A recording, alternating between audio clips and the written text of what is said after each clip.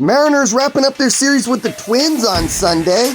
The Twins would waste no time getting on the board in the top of the first with a runner on second. Larnach singles into center. That brings home a run as the Twins take a 1-0 lead. Mariners had a big chance in the bottom of the first with runners on second and one out, but strikeouts by Cal Raleigh and Luke Raley ended any chance of the Mariners tying this one up. Strange moment in the bottom of the fourth as Luis Castillo was forced to hit for himself after Mitch Garver left the game after being hit by a pitch.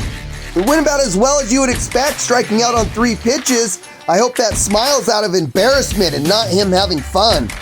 Twins would add to their lead in the top of the fifth when Austin Martin drives this one to left center field just out of the reach of Dylan Moore. That's going to bring home a run as Martin ends up on second as the Twins go up 2-0. Then with 2 outs, Miranda has this broken bat single into left.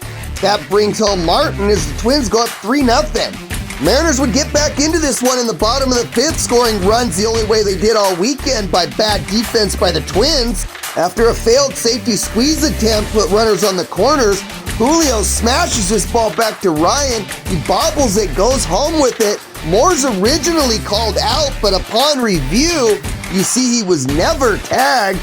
The call would be overturned as Moore is called safe as the Mariners cut the lead to 3-1. That would bring up Cal Raleigh, and Cal Raleigh hits this high fly ball into center field. Buxton's going to lose it in the sun as it's going to land safely. That's going to load the bases for the Mariners with only 1 out.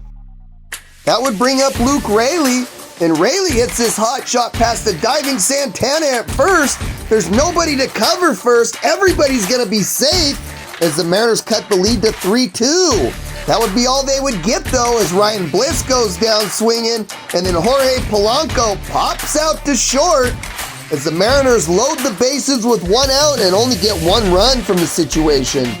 Mariners would tie things up in the bottom of the 7th with a runner on second. Jorge Polanco smashes this one off the wall and right. That's going to bring home Raley as that ties the game at 3. However, the Twins would take the lead right back in the bottom of the 8th when Larnach hits this 2-run bomb into the Julio section in center.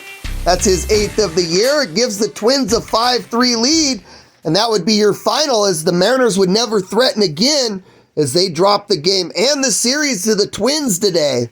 After losing 2 out of 3 to the Twins this weekend, the Mariners are desperately seeking offense as they've watched their lead in the AL West shrink to 3.5 games. The Mariners now have the day off Monday before taking on the Orioles for 3 games at home starting Tuesday at 6:40 p.m.